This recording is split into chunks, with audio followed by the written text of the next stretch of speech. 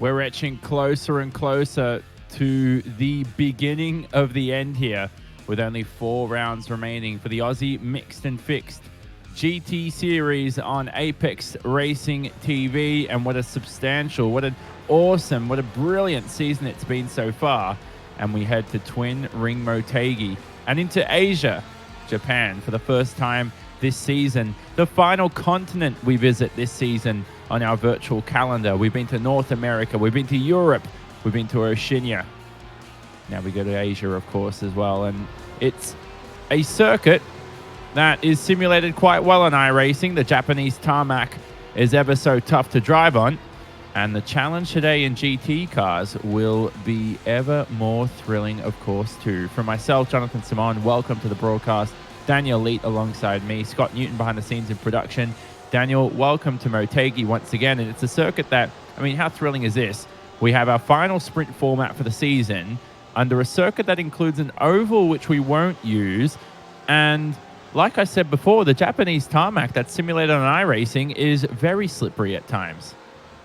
Yeah, good evening, Jonathan, and to all the viewers tuning in. Yeah, certainly looking forward to being back here at Motegi for last sprint round. The circuit itself, absolutely fantastic, offers a lot of technical challenges, especially through that last portion. And I think even though it's night and the grip will be up, like you say, the drivers will certainly have a lot to contend with the grip factors out there tonight as well. Yeah, most certainly. And it's been a race format we always look forward to, Daniel. Remember the race at Monza was quite thrilling too in these cars. But the challenge in these sprint format races is coming from our 90-minute events and coming from our 45-minute races, we expect pit stops. But then when we head to the sprint round, no pit stops, of course, expected. It's not mandatory under the rules. How do you approach this format as a driver? Look, this one's an all-out brawl. You get into it and you go hard and fast right from the start. Setup obviously being fixed, it'll be probably a little more tailored to utilise all the needs of the tyres and get the most out of it over the course of that 20-minute sprint. But for the drivers out there tonight, no holds barred at least. And as we flick over to the race for the first time, it's going to be time to look at our grid for our 20-minute event this evening here. Sunday night, of course. Welcome along, whether you're joining us in Australia or anywhere else out there in the world. It'll be Adam Gardner starting on pole alongside Justin Wallace. At the moment, it'll be a rolling start as usual around Motegi. Lee Vandenberg will start from third alongside Matt Morris. The typical names up there in your top 10. Don't recognize Neil Pearson qualifying that well, so that's a brilliant qualifying performance for him up there in the top 10. Simon Mazzomo, of course, as he's very popular amongst the Scops community, starts outside our top 10 down the order. And other notable names, Daniel, I'm missing a few names. I don't want to mention anybody, but there could be some names in that second split, of course. This has strong participation this series in the GTs. It's a very well-run championship, the Aussie Mixed and Fixed League, and it goes to show that we can't even fit all the drivers into one split. Well, yeah, I mean, participation's been exceptional the last few seasons and increasing week in, week out. So drivers got a lot of contention if they want to get up into the top split. And for all the drivers that have made it, they're going to be at it fantastically again, as we've come to expect from this series. And heading through what is the final couple of corners of this racetrack. This is one of the best overtaking spots, of course, heading into this right-hander. Now, with the pace car pulling into the pits, we're ready to begin this race. We're running the full course layout here at Motegi, and a circuit that was built just over 20 years ago. What a thrilling sight it is with that brilliant mammoth grandstand in the background. But for Adam Gardner, he'll be focused on the apex at turn 1. He'll floor it. And yet again here, we go green for the Aussie Mix and Fixed GT Series. Yeah, looks like everyone getting away to a really good start. Going to be a lot of 2 and 3 wide action into turn 1 there. It looks like everyone getting underway pretty comfortably now. Yeah, looks like a clean start so far. How about Matt Morris there promoting himself up in a third, just ahead of Lee Vandenberg. Morris with a good getaway. And a lot of movers and shakers down the back end of the pack. How about Pat Gallo? Gallo at the moment's just forming up behind a couple of drivers. 2 by 2 as they head through the first corners, Daniel. But that's brilliant to see here. A series that, of course, has race control, sponsored by Harvey Bay Auto Glass. And they know these drivers are going to be penalized if they're a bit too dirty in the opening laps. Well, yeah, and that's something that they're not going to want to do. They just keep their noses clean and get on with it. And right now we're seeing a lot of consideration being given just to make sure they can get through that first few corners and get a clear opening. Yeah, most certainly. Here they are now through this twisty, tight, medium-speed complex of Motegi. This is the middle sector, of course, and then now we head through this progressive final part of the lap. Now, this includes one of the best overtaking spots, but in the lead so far, it's still Gardner, and Gardner's got a comfortable advantage here over Justin Wallace, almost a second. So as he heads through the alternate pit lane here we use when we use the short course, I see a nice little scrap between Wallace and Morris. I think Morris is a bit too far behind, but this downhill braking zone presents another tough challenge. Yeah, Morris coming up the ladder pretty well. He's got a good start here and looks to be in a good position going forward. The car of his tonight's working pretty well. And that looks like Chris Pellet off the racetrack. Oh, and a spinner on the main straight. There's a spinner on the main straight. That's Stephen Lattimore. The race on Oscar is turned around. Now, I didn't quite see whether that was on his own or whether or not he did have contact, but definitely for Chris Pellet, bit of contact there into the final corner. We'll look at some replays for sure.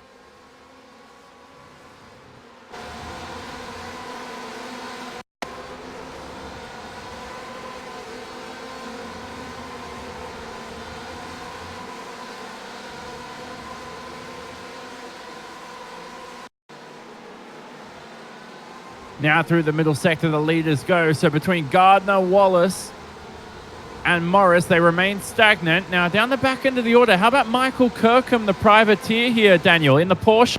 Michael Kirkham is all over the rear end of Edwards and Mazzomo. Mazzomo's up 4 positions here at the beginning of the race. He looks quite racy, does Simon Mazzomo. And at the moment, though, Kirkham's, I think, got the same... He's got the same adrenaline as Mazzomo at the moment. He's trying to find a way around him. Mazzomo did pass him earlier this lap.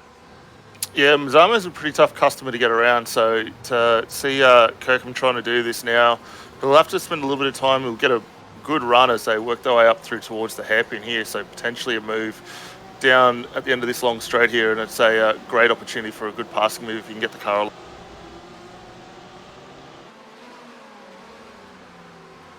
And at the moment, it's a very clean start to the race from the field. Not that that's a bad thing or a good thing. It's just, I'd say if anything, it's a good thing, of course. But we're expecting a bit more argy-bargy here in the opening lap.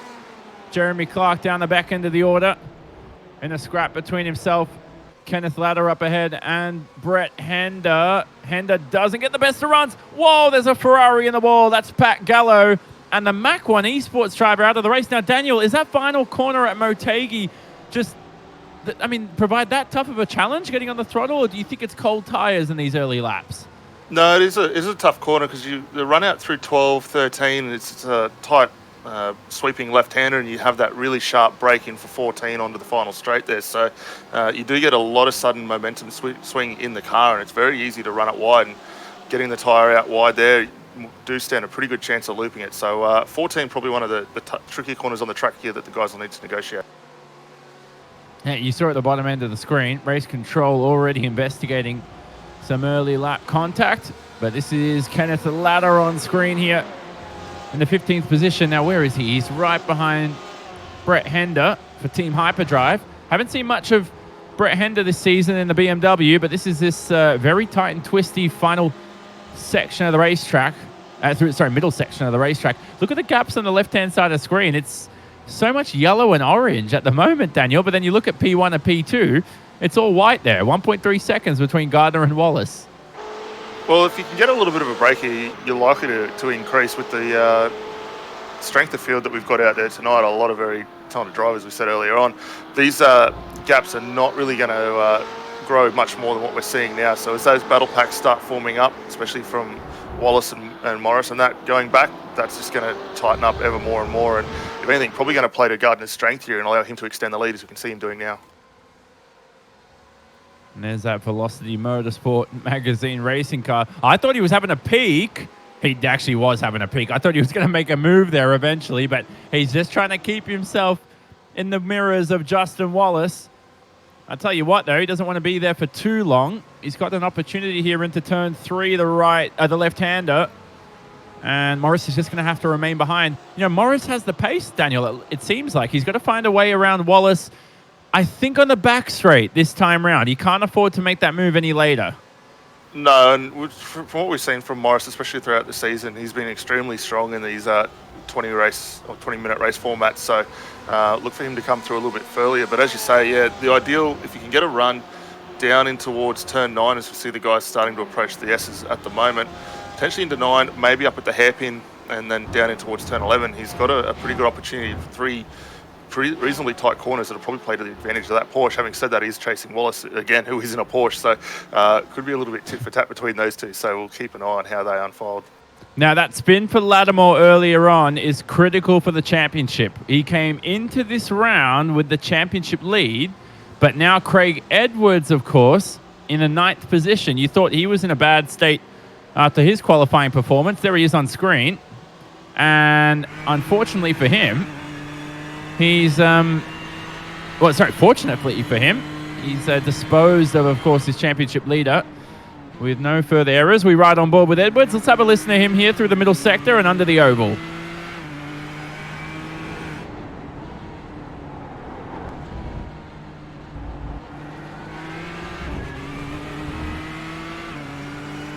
There's that difficult final corner we were talking about. He's got the slipstream here on Dave Clements.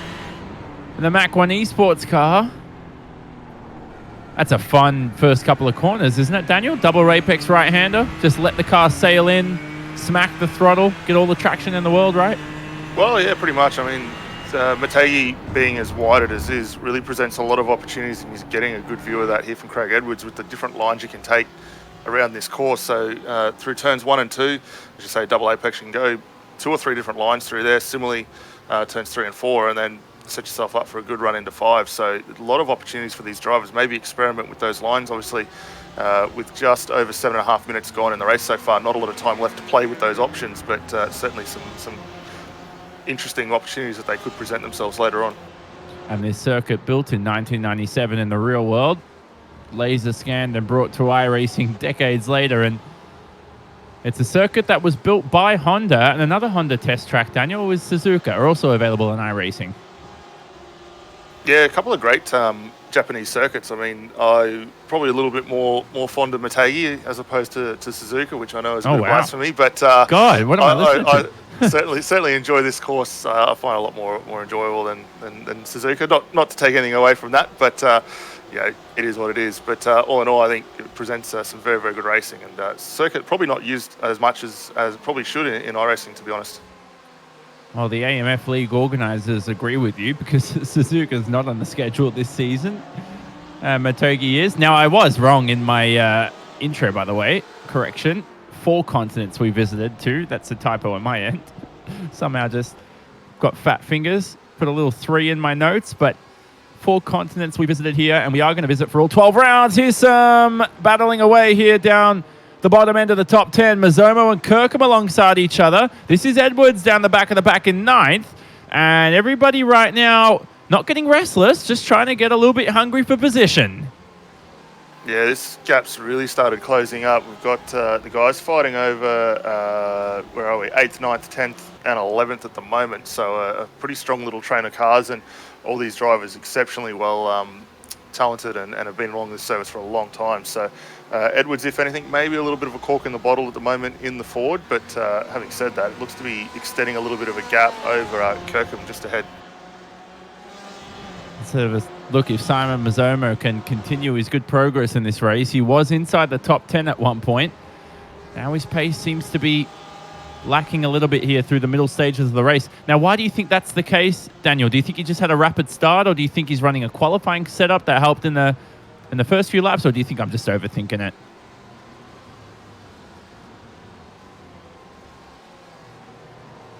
Nothing on your end? You didn't get that? No, sorry.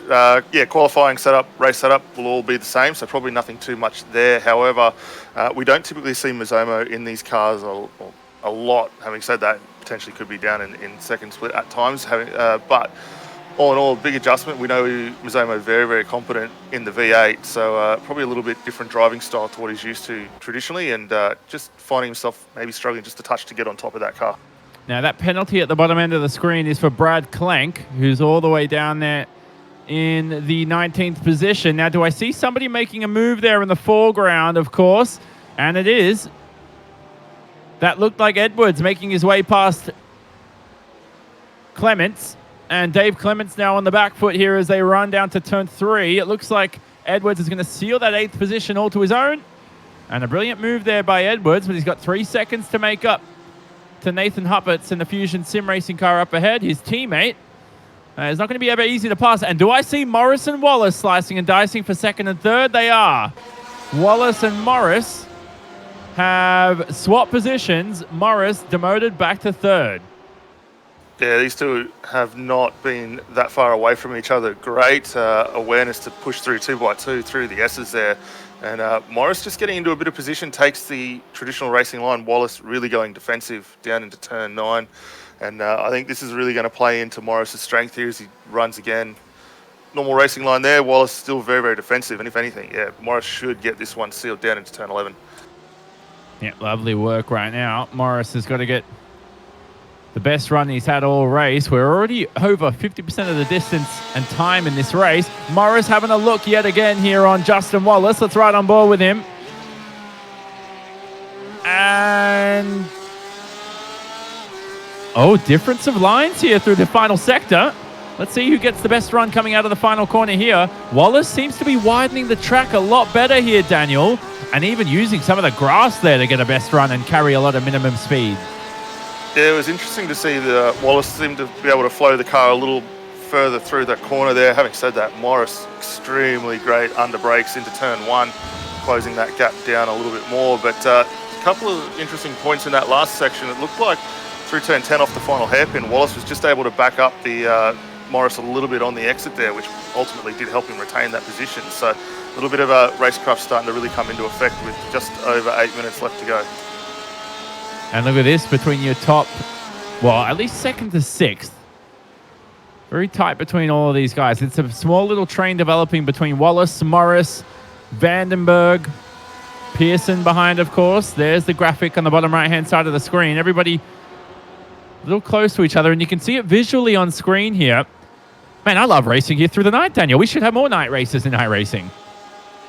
Oh, it's really, really good to see. It's a circuit reasonably well lit, so that does help as well. It's similar to if you go to somewhere like Spa, for instance, a little bit darker at points, but racing all in all around here has been fantastic so far, and I think we're only getting set for what could be even better next race along.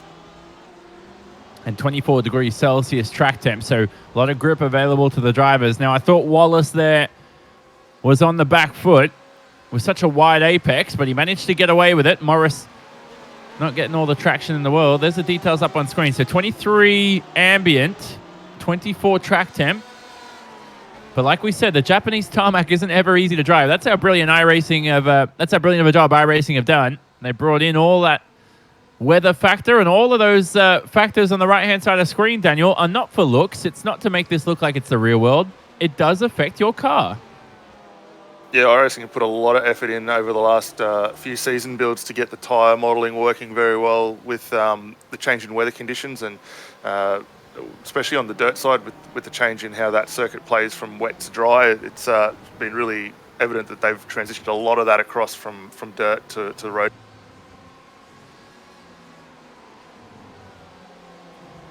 We move down to Kirkham here, down the back end of the pack. Kirkham, who's behind him? This is Clements, Mazoma. This is continuing away. It feels like we've had the same battles all race. Martin Crisp, by the way, off camera, has just made his way past David Miller in that Redback Racing Porsche. Crisp as well, running a 154 licensed car. Now, we know the higher the number, the more qualified you technically are, the higher I rating you have. So that's brilliant to see a driver in the 100s of Martin Crisp there, pulling off a move on David Miller, a 949 car. Yeah, definitely, and it's just going to come down a lot more to racecraft and driving. We'll jump back and we'll check out the replay now as we see the move down. I think it's into turn number 4.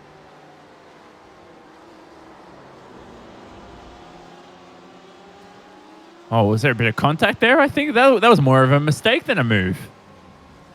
Yeah, it looked like the Redback car just losing a little bit on initial entry, and that allowed Miller to get back under, or actually change of position there for Crisp, to get through on him there. So good awareness from Martin Crisp to be able to position that car nicely. These two still going at it though. Miller not wanting to stay down in the 18th position. So we'll look for him to make a move momentarily as you see him right on the back through turn 11 and getting up to this fun little last complex of the circuit through the double left and right. Fun track is Motegi. Get your hands on iRacing. Go to iRacing.com and get yourself a subscription, especially through these Black Friday sales that are going on. And you'll be able to join in on all the action, especially once you pass through the rookie classes. iRacing can be even more fun, especially if you're new to sim racing. But nevertheless, we watched David Miller on screen with Martin Crisp, who's heavily defensive here on the back straight as they head to this downhill braking zone at Motegi. I love a downhill braking zone, Daniel, more than I do an uphill braking zone. I feel like it's more of a fun-natured challenge than an uphill braking zone is. Yeah, well, I mean, uphill, if you use Coda as a prime example of that, into turn 1, you've got a lot shorter stopping distance. That hill really helps give you a little bit more sort of artificial aid. But I think there's certainly something to be said for the guys that are really good on the left or right foot, pulling it up in a downhill position. If you can get a move done as well, you're really on top of your racecraft at that point. Still watching Miller on screen. Oh, sorry, excuse me. Watching Lattimore now down the back of the pack. So Stephen Lattimore in 21st. Remember, important for the championship here. Came into this race with the championship lead, and now that drop rounds are all accounted for as we look at the championship, this round's not going to help. So is he going to have to bounce back from this in race 2? Obviously, he's not going to get that reverse grid pole. No, well, reverse grid pole will start from the 10th position, so a lot of work still to go with only 2.5 minutes on the clock. Doesn't look favourable for him there. So this is not going to be a race that he would have wanted, especially with points at the back end of this season being as tight as they are right now. And Lee Vandenberg here. Vandenberg is about 1.5 seconds behind. He's under attack from the drivers behind of Neil Pearson, Timothy Phoeben, of course. Vandenberg not had the best of pace here since he started on the second row earlier this race, and he's only got a couple laps to go to defend here, Daniel. So the pressure's on, right, for Lee Vandenberg. How do you, if you're sitting in the cockpit for Lee Vandenberg, well, you're not obviously mirror driving, right?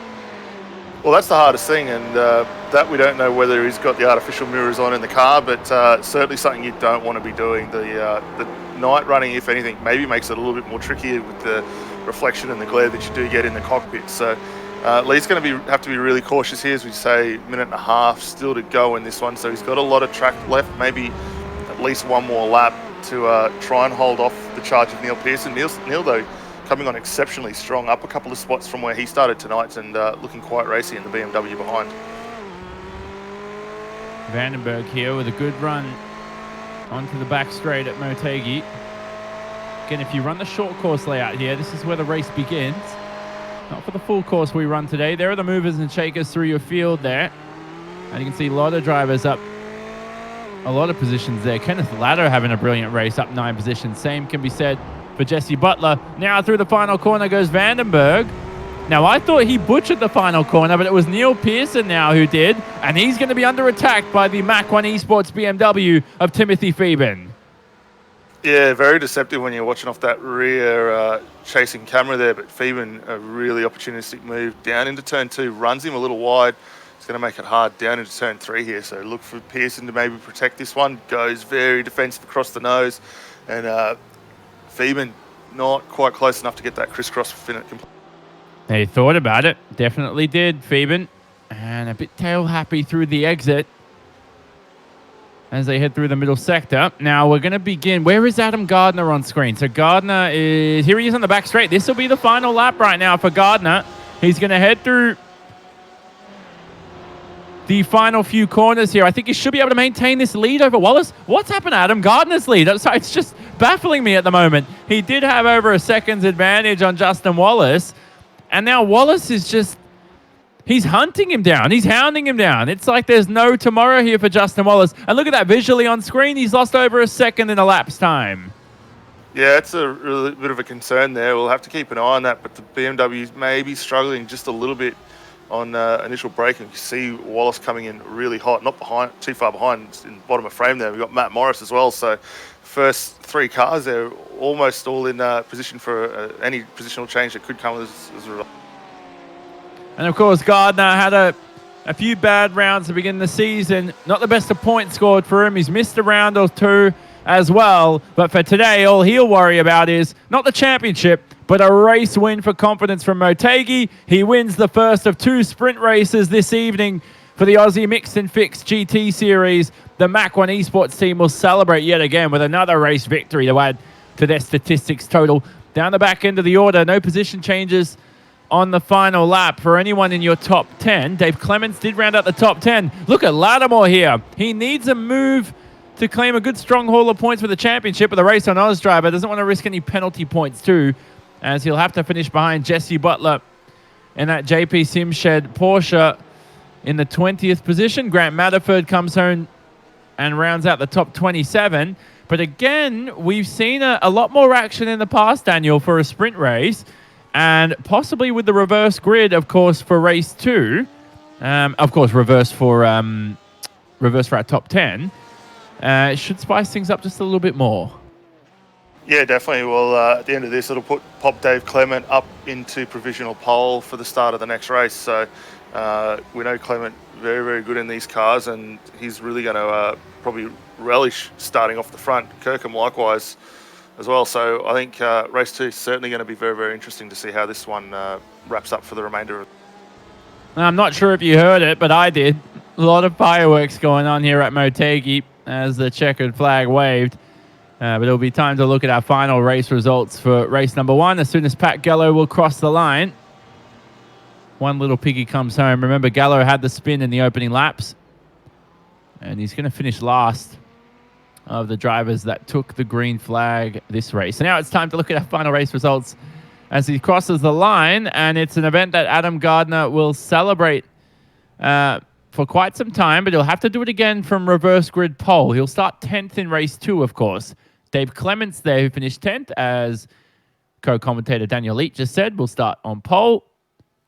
Wallace and Morris with good results for themselves at the same time. For Lee Vandenberg, it was a stagnant race for him.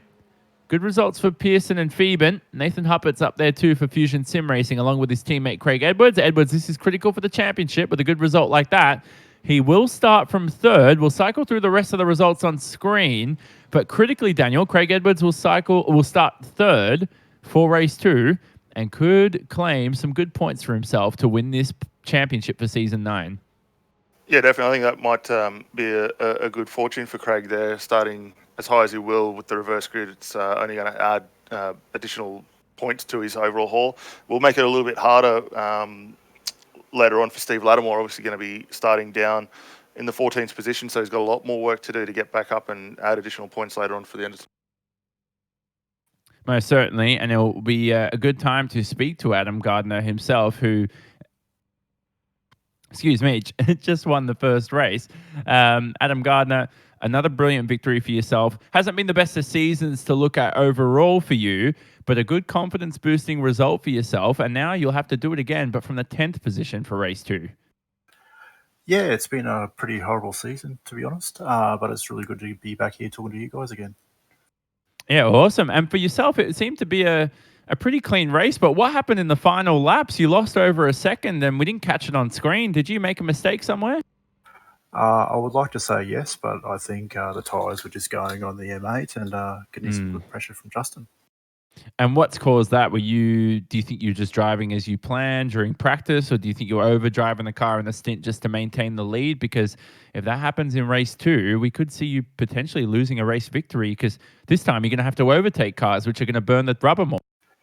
Yeah, potentially, but I guess it's really just trying to take it one position at a time for the next race and see where we end up. And finally, looking forward to race 2 starting from 10th. It was a very clean start last time out for race 1, about 20 minutes ago. Are you going to be the one driver who decides, maybe keeps it clean, but it's going to be a little bit more aggressive, trying to make up more spots? I think it's just being those calculated risks, really. Just seeing where we can push through and see where we end. So last thing, is it best to be inside or outside for turn 1 at the start? With these sprint races, it's a very unknown, so it can be messy either. So, of course, Adam Gardner from Mac 1 Esports coming home in the first position. Hopefully see you in race 2, Adam. So we'll let him go for the moment. And we'll grab Justin Wallace. And Daniel, you'll be stood alongside Justin Wallace, of course, who was third in this championship. And that's a good strong haul of points for him to possibly win a Season 9 championship. Yeah, good evening, Justin. Congratulations, mate. Second in race 1 tonight. You found yourself in a fantastic little scrap with Matt Morris for pretty much the entirety of the race. How were things out there for you? Yeah, that was a good race. Matt really kept me honest there. We had a good little battle. We went side by side for half a lap, I think, at one stage, and then I just shook him and was able to start hunting down Adam again. But I think I just needed a couple more laps. Adam was too good at the end there, so yeah, it's a good race. Yeah, well, let's jump to that quickly as well. The last couple of laps there, we noticed the gap that Adam had built up towards the back end of the race was up around 1.5 seconds, and towards the very last end there, you'd closed it right down to absolutely nothing, and looked like the Porsche coming on very, very strong at the back end of the race. Yeah, as soon as I was getting a lower fuel load, I felt really good. Felt really comfortable once the fuel load started coming off. So, yeah, that back end I felt heaps better than the first, I don't know, 10 minutes. So, yeah, Porsche felt good at the end. So I just, need another couple of laps. And moving forward, race 2, obviously he's going to start out in 9th position as a result of the reverse grid. How are you looking forward to getting up back through the field, and is there anything you could potentially look to maybe help yourself get through? Yeah, I think there'll be a couple of good passing spots on this track. So hopefully, try and set up a few corners and get the good run down a couple of those back straights and try and get a couple of moves done. Fantastic, mate. Well, we'll let you go reset for race 2. All the best, and hopefully we'll catch up with you again at the conclusion of that run. Cool. Thanks, guys. So that was Justin Wallace himself, who'll be looking for a good result in race 2. But for us, we're going to look forward to race 2 nevertheless. No matter who finishes where, no matter who starts where, it'll be another good race here for the Aussie Mixed and Fixed GT Series, round number 9 for Season 9. And it's going to come up shortly. Don't leave us.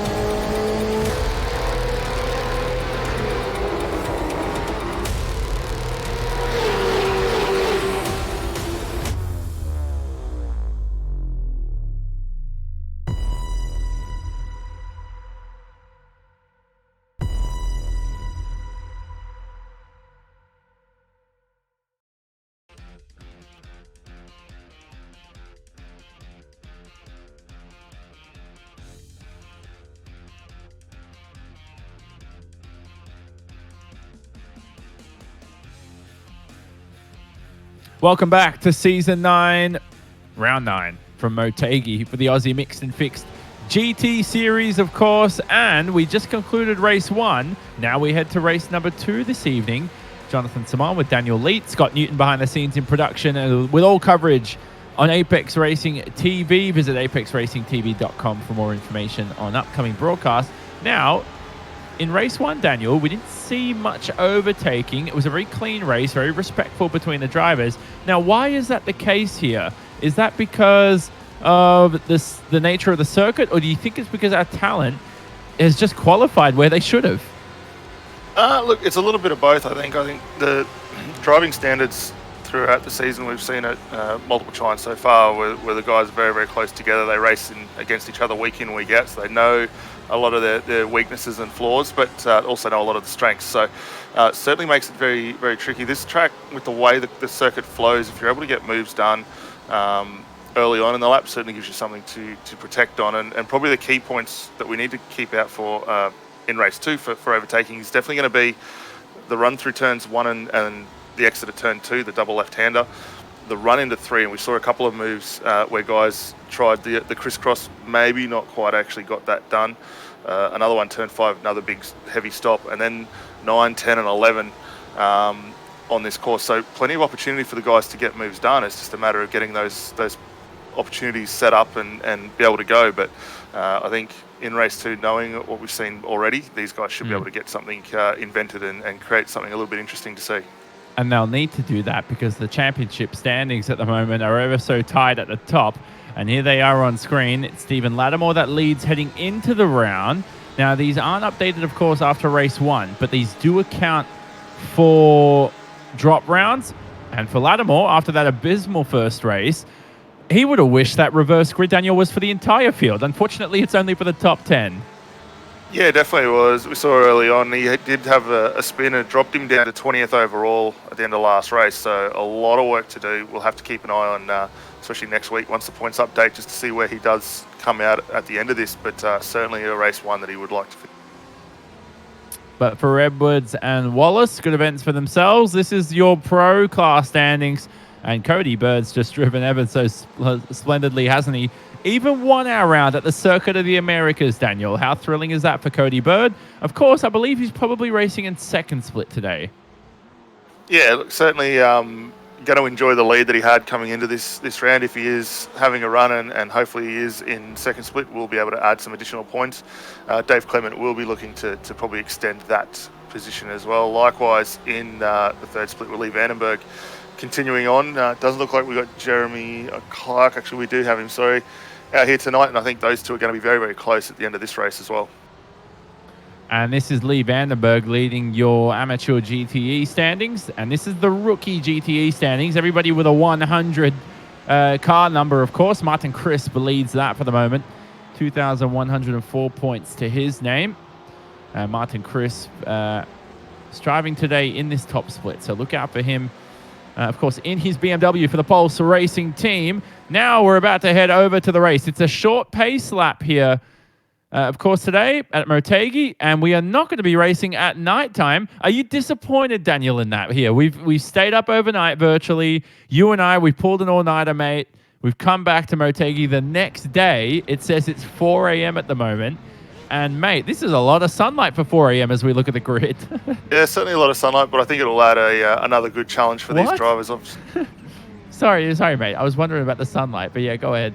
No, well, it is reasonably light out there. It's certainly different to what we saw before in the pitch black, but I think it's going to add another exciting challenge, especially with that little sunlight coming up, getting in the eyes. It's really going to play a little bit of havoc later on towards the end of the. Now, of course, I haven't noticed this in Japan at 5 a.m. in the morning, but maybe because they're so close to the equator. I'm assuming the sun rises this early in the morning, but nevertheless, we will focus on general knowledge later, or somebody can yell at us in caps in the comment section and tell us the true facts. There's the grid on screen. Lattimore will start from 20th. Look out for him in the 907 car. Stephen Lattimore racing that forward for Race on Oz. It's just behind Jesse Butler and ahead of Stephen Bartholomew. Scott Gamble will start from 23rd. Scott Gamble does stream iRacing, so check him out for sure.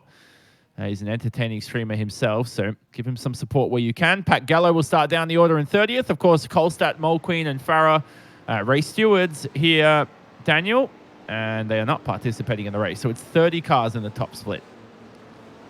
Yeah, very strong field tonight, and for the guys that are unfortunately not able to make it, no doubt they're having as equally good time down in second split, and hopefully next week, reverting back to the longer format, we will see maybe a little bit more change of those guys getting back up. And remember, reverse grid pole for Jesse Butler, and he will floor it, and we will go green in a short moment's time here for race number 2 for 20 minutes. So we've got a solid start, everyone getting wide, 2 and 3 wide down into turn 2. It's a lot of movement going on at the back. Dave Clement able to extend his lead and getting on pretty well. But everyone else getting through reasonably comfortably through the first section. Dave Miller just on the back of Gary Cousins in the Porsche there, but everyone else streaming on pretty well. Yep, down the back of the pack, I'm watching Phoeben. Now, what's happened to Timothy Phoeben here in the opening stages? He's lost an immense amount of positions here. Few drivers off into the grass. There could be a pile up here. Everybody's avoiding the carnage. I see a Porsche there off into the barrier and stranded. And contact was always going to loom here through that tight first sector at Motegi. Yeah, so what's going on? Yeah, we've got more contact at the back of the field with a couple of Race on Oz cars, I believe there. It looks like we also had one of the Fusion Sim Racing BMWs getting turned very early on as well, so we'll have to see if we can jump back and get a replay, but all chaos starting to break at the start of lap 1 here, so keep an eye just to see where everyone drops back down, but I noticed Dave Kirkham's involved in that. He's down 22 spots at the moment, finds himself down in 24th position, so big loser there. Looks like Justin Wallace involved as well, Nathan Happert's. Cut back to the replay now. Yeah. And so watch the top end of the order at the moment. Looks like it's Dave Clements that leads from Edwards. Clements, remember, started on reverse pole. Edwards upper position. Now, where's Michael Kirkham? So Kirkham's down to 26. Yeah, sorry, excuse me. Kirkham is down to 26. He did start on the front row, so not a good start for Kirkham. But for Morris, a brilliant start. Up into 4th from 8th. Kenneth Latta from 13th to 7th. Look at all those drivers down the rear end of the top 10 here, Daniel. From Mazzomo to Hunter, Brett Hender, Jeremy Clark, Jordan Pruden, all capitalized on those early lap incidents. Yeah, they've come out very, very well. Looks like Tim Phoeben dropping quite a few spots down into 13th as well, so look for him to come back up through the field. But a lot of opportunistic moves as that chaos unfolding.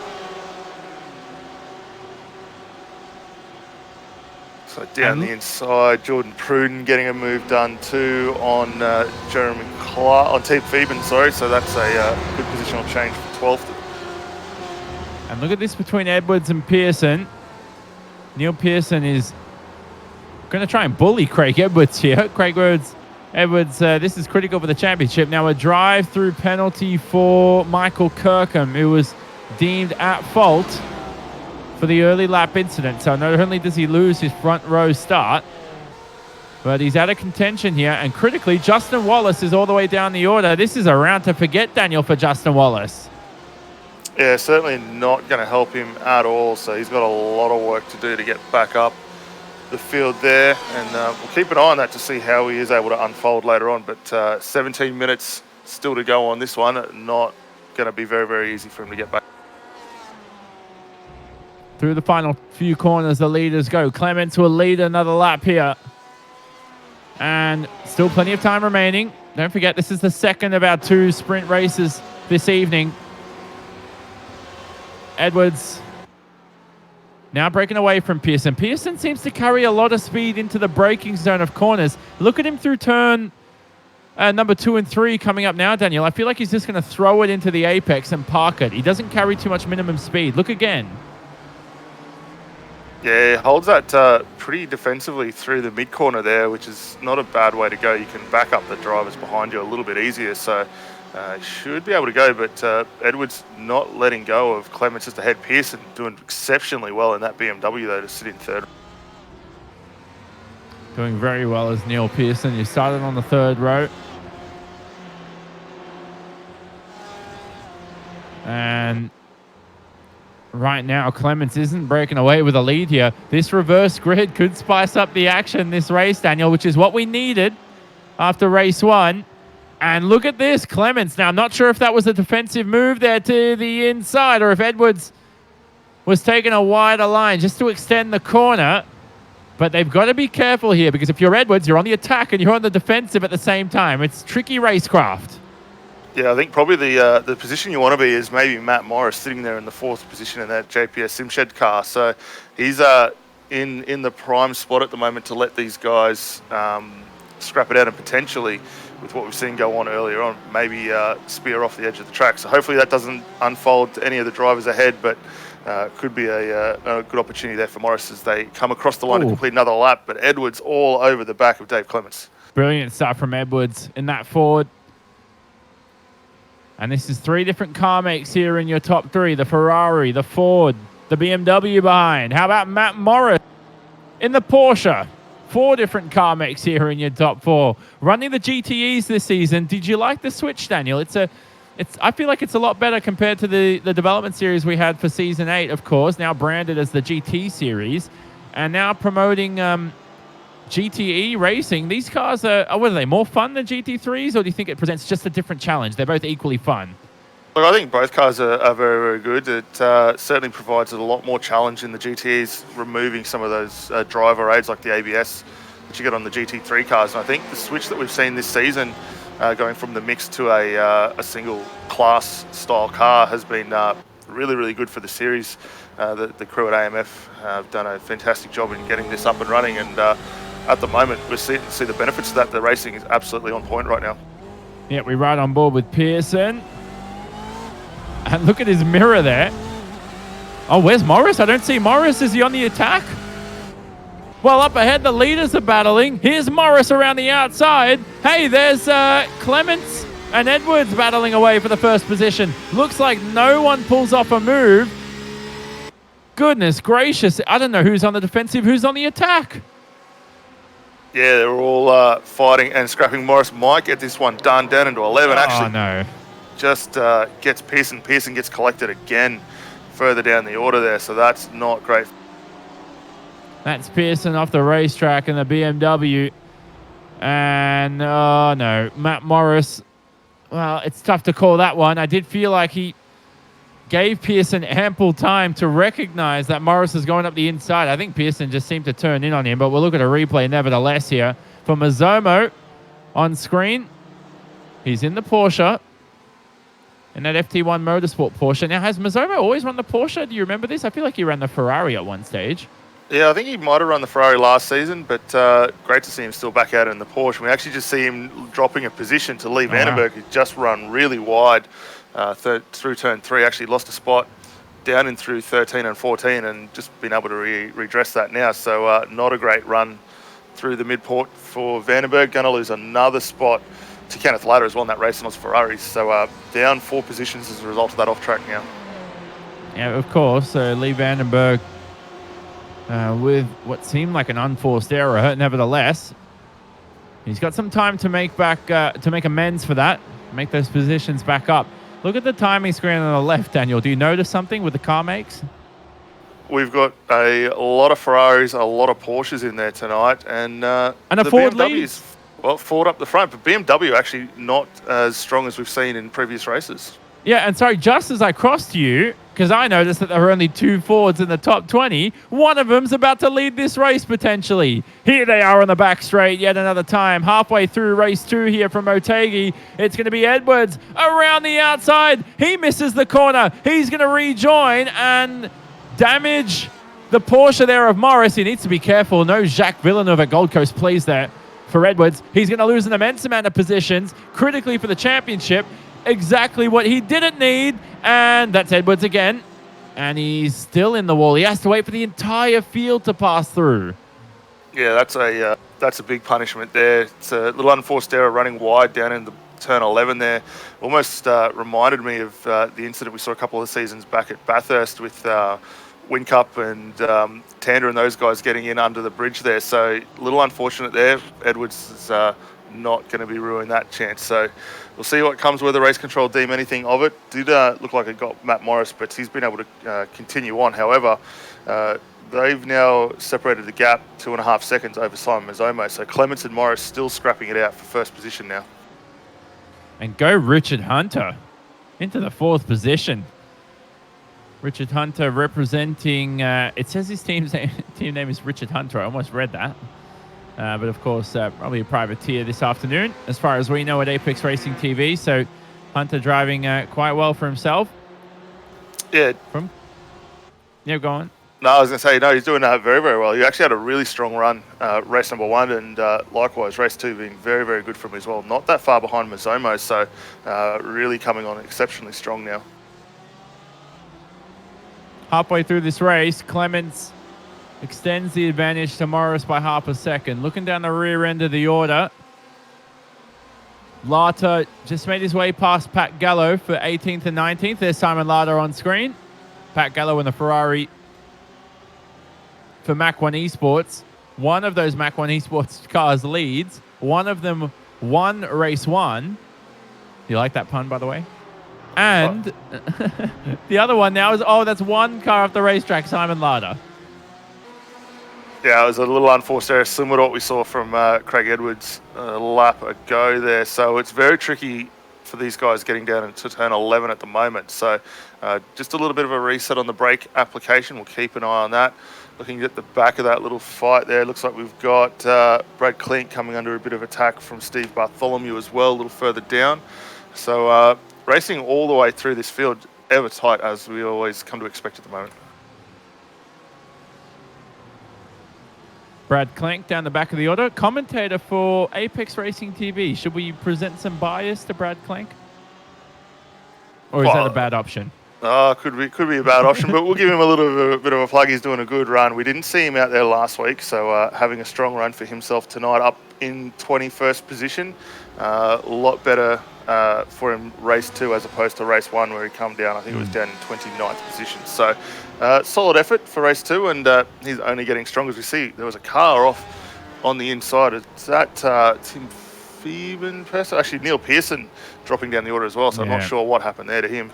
Neil Pearson, not having the best of races. We switch back to Brad Clank, the best driver in this series. No, I'm just messing with everybody. But Brad Clank is an awesome contributor to Apex Racing TV, of course. And I hope he makes up a few more positions to win this race. Stephen Bartholomew, though, didn't he start? Watch Brett Hender on screen, but I swear Bartholomew started Oh, no, he did start down there near the top 20. I'm getting him mixed up with someone else. But nevertheless, we look at Hender. Hender's right here behind Adam Gardner, winner from race 1. Now, Gardner hasn't made that much progress, but I don't know. Is it tough to make progress, I'd assume, here? 7th is still pretty good. Yeah, I think a lot of the guys is really struggling a little bit under brakes, getting these cars turned and rotated through the corner. But having said that, Hender, race 1, come home 15th, up a little further now in 8th, so progressing nicely forward, and that'll be a good points haul for him. He's got Adam Gardner, race 1 winner, just ahead there, so he's finding himself in some good competition at the moment. Jeremy Clark just behind in that Pulse Racing car as well, or Right Racing. And that's our championship leader at the bottom of the screen, receiving a drive-through penalty for contact.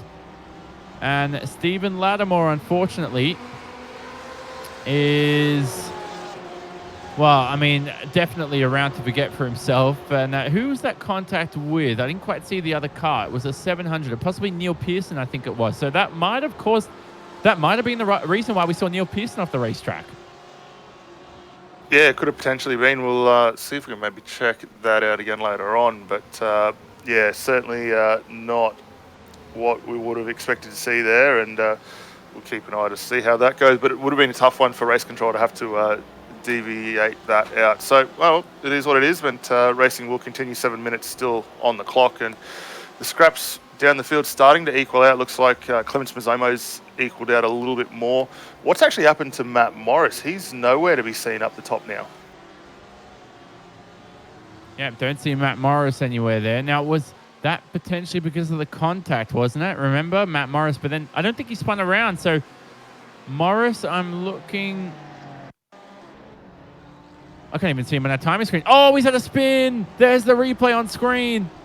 Oh, that caught me by surprise. Morris, look, what looked like an unforced error. Now, is that because of the damage possibly? Yeah, I don't know. It looked like it was down a similar spot down in turn 11 as you see him putting a move on. Oh, that was why. Specchio.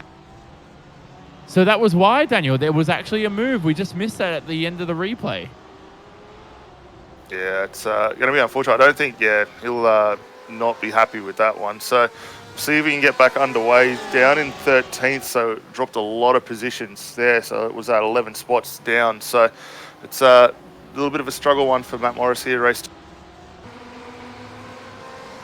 Wow, so for Morris, he promotes Mazomo into second. How about Richard Hunter into third? Richard Hunter, that's been a dream race for him, hasn't it, in the Ferrari? There he is on screen. Hunter himself started from 12th, up in the third, and a possible podium here for Ferrari. It's been a very solid run there for Hunter, and we're looking to see him go really well, doing a good job for DPR Racing, and if he can hold this position off, and he's got a nice gap over fourth at the moment, that'll be a fantastic result for them. But up front, looks like Mazomo is starting to get up on the back of Dave Clements. You can just see him in the top of frame there, and we're going to have another battle for the guys at the lead. They drop down into turn 11. We've seen a few issues already. The guys run a little wide. No such issue for our 2 leaders, but Clements getting a little bit of a wheel in the dirt there, locking almost a little half spin there, so able to recover that, which is a nice move. Yeah, exactly it. And here they begin another lap. We're closing in to the final stages of race 2 for round number 9 here for the Aussie Mixed and Fixed GT Series. This is Mazomo versus Clements for the lead. Clements, I have to say, Daniel, has done a brilliant job this race to stay in P1 for every single lap, but it hasn't looked comfortable, hasn't it? It reminds me of Jarno Trulli back in the mid-2000s. He's managed to stay ahead. It's not a Trulli train, but you're just wondering, how is he still ahead? He just looks like he doesn't have the pace to do so, but credit to him, he can still win this race. Yeah, he's doing a really good job. Lap time last time by was a little slower than what we've seen from Simon Mazomo, about 3/10 in it. So that's certainly not helping, but he's doing enough to be able to sort of back Mazomo up through some of those slower corners and help him get an exit and hold on to that position. However, we saw him have a little wide run there through into turn 1, start of the lap there, and he's maybe looking a little bit too much in the mirrors, so that'll be something he'll want to try and avoid, get the eyes focused forward. As 7 minutes to go, a chance for a win, he's not going to want to throw that away. Now, those gaps, of course, are going to keep staying green, but eventually it's going to plateau. Because for Mazomo, he's going to reach the rear end of Clements, but he has to find a way around that big, fat Ferrari for the moment, which no one seems to be able to find a way around this race. It seems like the widest rear end you'll ever see. And I'm sure David Haynes, if you're watching, he races for Team Huge Ass. Of course, Huge Ass, the name. Clements making a name for the team right now, showing that the rear end of that Ferrari can be quite huge. Oh, definitely, but I'm actually really interested to see what we can get from Simon. We know, after speaking to Justin Wallace at the end of race 2, he's saying the Porsche really came on strong in that final segment of the race here, and looks like we're seeing that again tonight with Mazomo. Last time by a little quicker again than Clements, so potentially could get a move done here in the last few minutes, but Jeremy Clark looks to be trying to move down the inside of Brett Hender down into 3. We'll get that done nice and clean.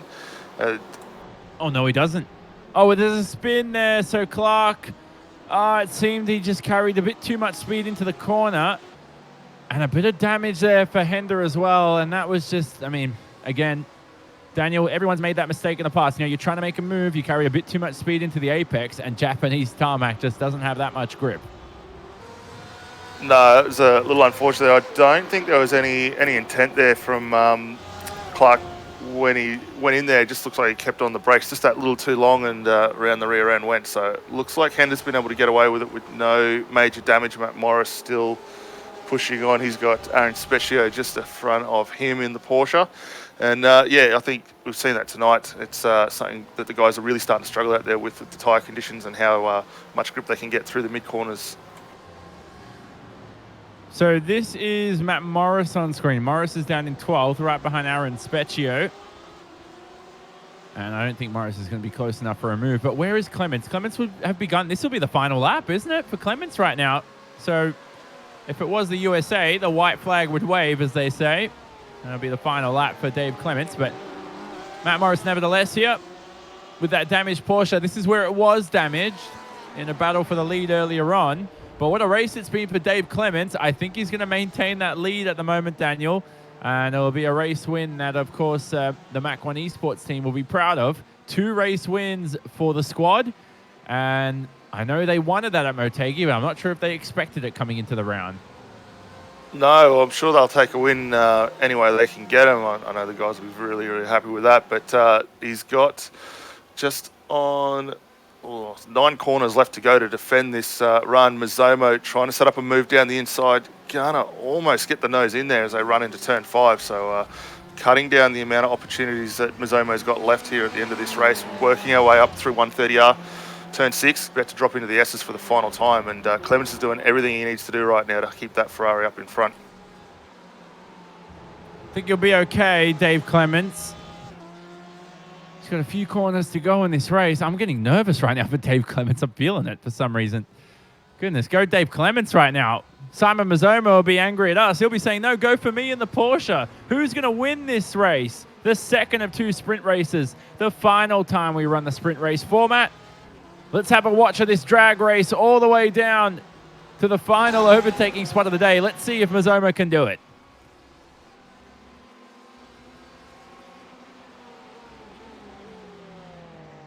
I tell you what, Daniel, if you peek from that far back, it'll have to take one whopper of a mirror driver to be able to see that. But Mizomo's trying every trick in the book. He's just a little bit too far behind. Oh, goodness, he throws it into that final corner. But it's not going to be enough here for Simon Mizomo. Dave Clements wins from Motegi for race 2. And it's a win he well deserved here for race 2 from Motegi for the Aussie Mixed and Fixed GT Series. How about Fabian and Chris rounding out the top 10 down there in the rear end of the order? Cousins here on the final lap in 18th. After starting from 24th, climbs up 6 positions. A good race for himself. But, of course, for Mizomo and Hunter, let's not forget them, Daniel. Brilliant results for those 2 on the podium. Yeah, absolutely fantastic run for Mizomo and Hunter, and great to see. Mizomo, I thought he was in for a shot through 14 there. Came up really, really late. And nearly got a move done there, but thought a little bit smarter. Came home second, no penalty.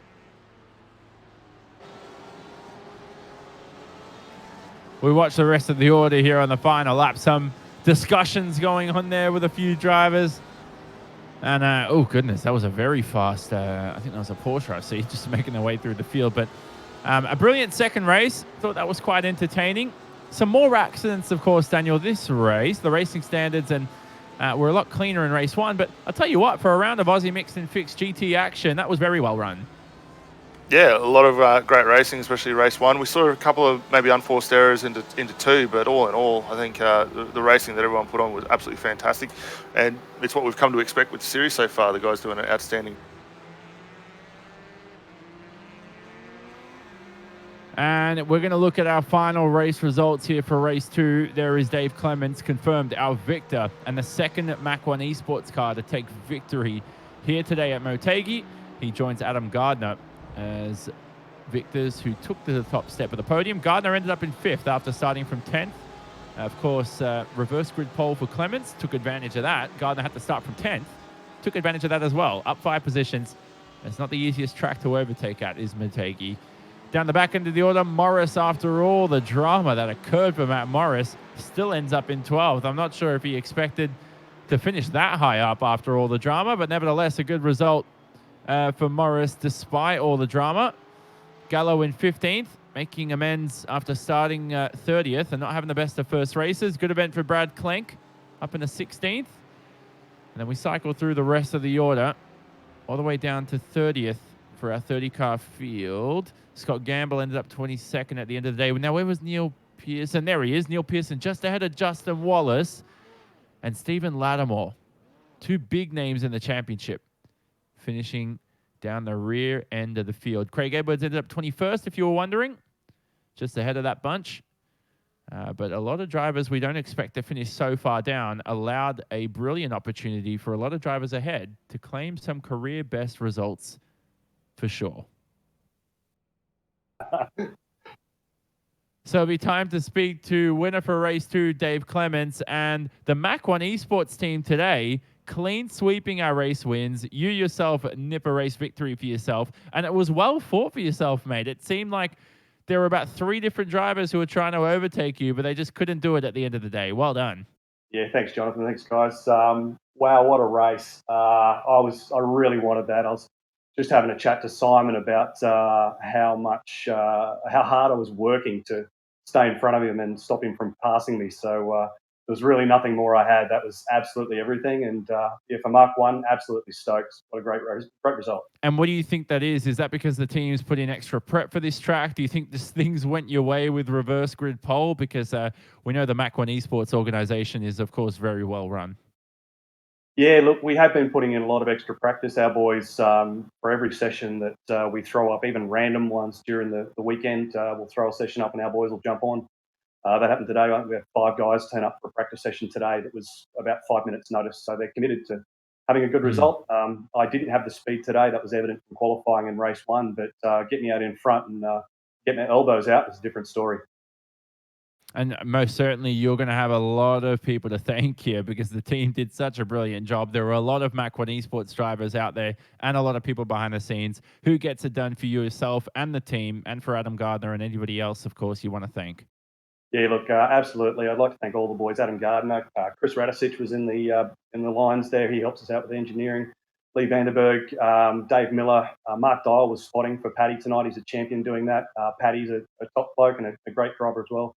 Stevie Bartholomew, Timothy Theben, and Stephen Varga was also lending a hand tonight. So a lot of guys behind the scenes that are making it happen for us.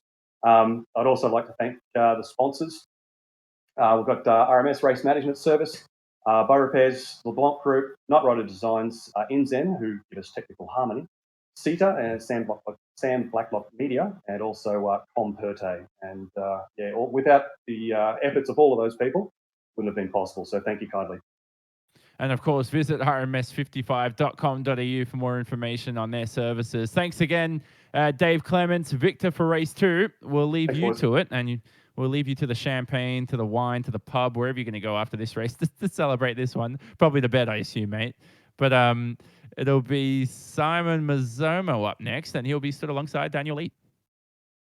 Yeah, g'day, Simon. Congratulations, mate. Second position race 2 tonight. Looks like you had yourself a fantastic battle at the end of it there with Dave Clements. How was it from your point? That was really good. I didn't really think I was sort of going to be there at the end. I was sort of catching them when Dave and Matt were sort of battling. I could notice I was catching, and I thought, okay, they'll be fine. I'll get to them eventually. But when Matt sort of had his spin, I didn't really think I'd have enough to have a go at him. But those last 3 or 4 laps, that car just clicked. And I was able to sort of put a lot of pressure on him. And fortunately, I couldn't quite get the move done. Did have a look sort of down into that hard right-hander, but just, couldn't quite get the nose there. And from then on, it just sort of, didn't quite have the pace to get it done. Yeah, well, actually, you touched on a couple of good points there. We know at the end of race 1, when we spoke to Justin Walsh, he was saying the Porsche came on really, really strong. Looked like you've had the same sort of result yourself there. The tyres seemed to come on quite nicely. Was that sort of your point of view, how you felt the car? Yeah, definitely. Not so much in the first race. I thought it was sort of fairly stable the whole way through. But this race definitely, like the start, it felt really, really good, felt really balanced. But once I sort of got myself in some clear air, and especially the last 3 or 4 laps, that the pace just came on really strong. So I was able to sort of bridge the gap, get onto the back of Dave, and actually have a shot at him. So, but definitely came on at the end.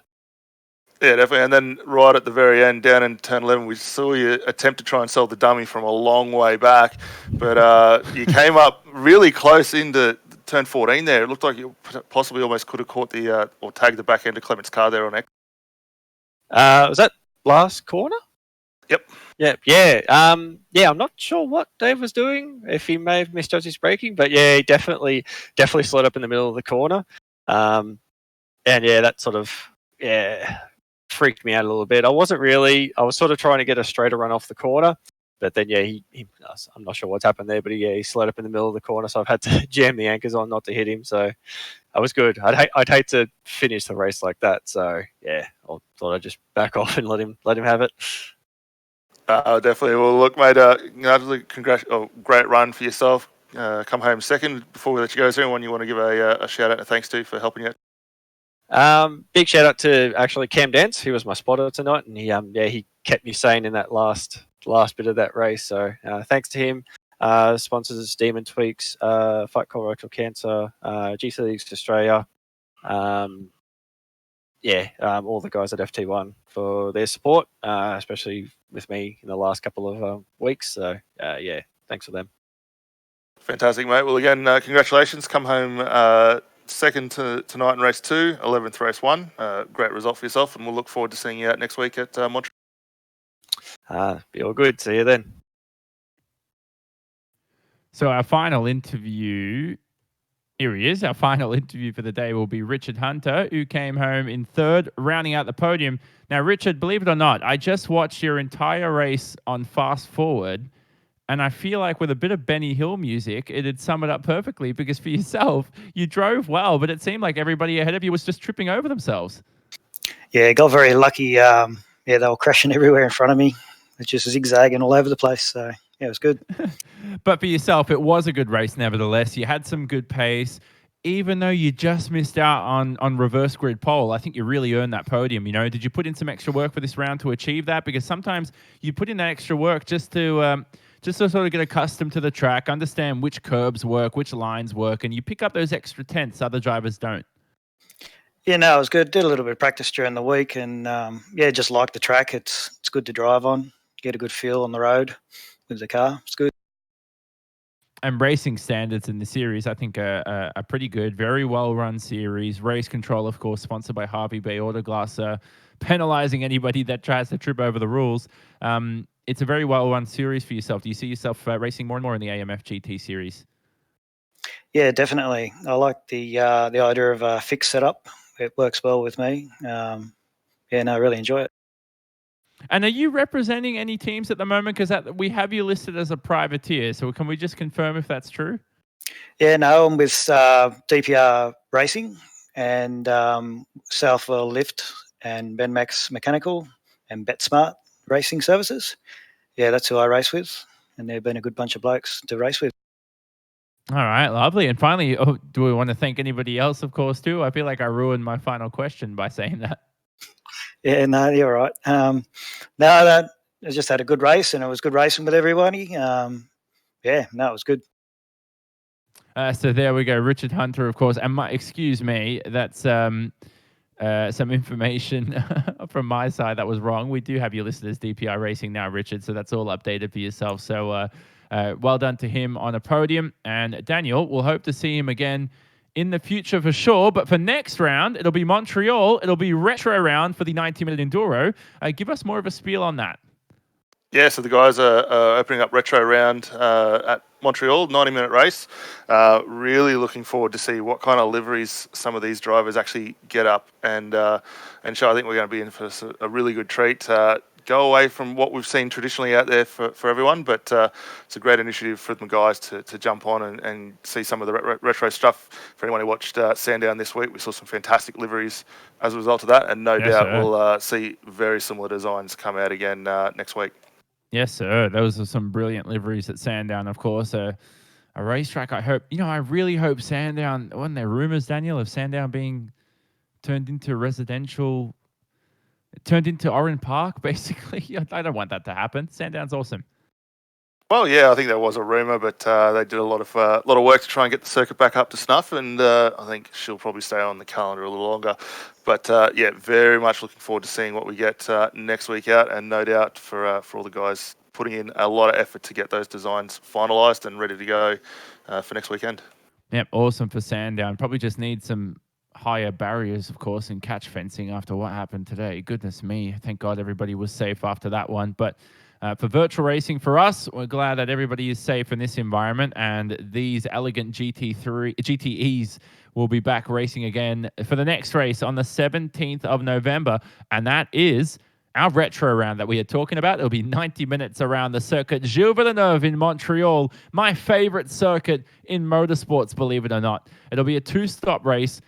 Drivers are required to take 4 tires in at least one of those stops, and it makes the strategy ever so interesting. If you had a look at the Le Mans race earlier on this season, or even that thriller at the Circuit of the Americas, it's going to prove to be a different beast than it was today at Motegi for sure. But from myself, Jonathan Simon, Daniel Lead alongside me, and Scott Newton behind the scenes in production, hope you enjoyed this Apex Racing TV broadcast wherever you watch on our associated platform. Thanks, of course, to the AMF GT series and, of course, all their associated partners. We will say so long from Twin, Ring Motegi, and Japan, and we will see you in Canada virtually in a week's time.